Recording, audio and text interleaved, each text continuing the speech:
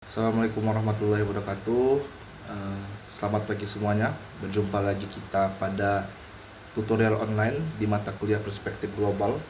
Tidak terasa kita sudah sampai di sesi 4. Artinya ini sudah di pertengahan sesi, ya. Pada sesi 4 kali ini tak henti-hentinya saya mengingatkan kepada seluruh mahasiswa agar menjawab diskusi tepat pada waktunya, ya. Jangan di ujung-ujung jadwal, ya, atau di minggu-minggu akhir. Jawablah diskusi itu tepat pada minggu yang sama ketika pertanyaan diskusi tersebut dikeluarkan. Nah, selanjutnya saya masih mengecek masih banyak mahasiswa yang belum mengerjakan evaluasi mandiri.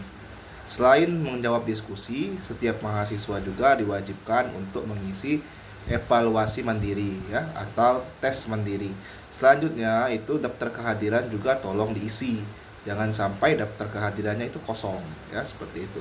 Nah, di sesi 4 kali ini kita akan membahas tentang masalah isu-isu dan masalah global dalam kaitannya dengan kepentingan nasional, ya. Di sesi 4 ini banyak isu yang kita temui, ya. Salah satunya itu tentang jumlah penduduk, ya, pembangunan, keluarga berencana, ya, pengembangan iptek, ya, dan pengetahuan. Nah, jadi kalau kita lihat sebenarnya jumlah penduduk itu adalah sebuah berkah, ya, sebenarnya.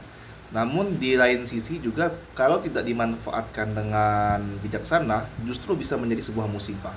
Karena seperti kita ketahui, sumber daya alam yang tersedia itu sifatnya tidak bertambah atau tetap, ya.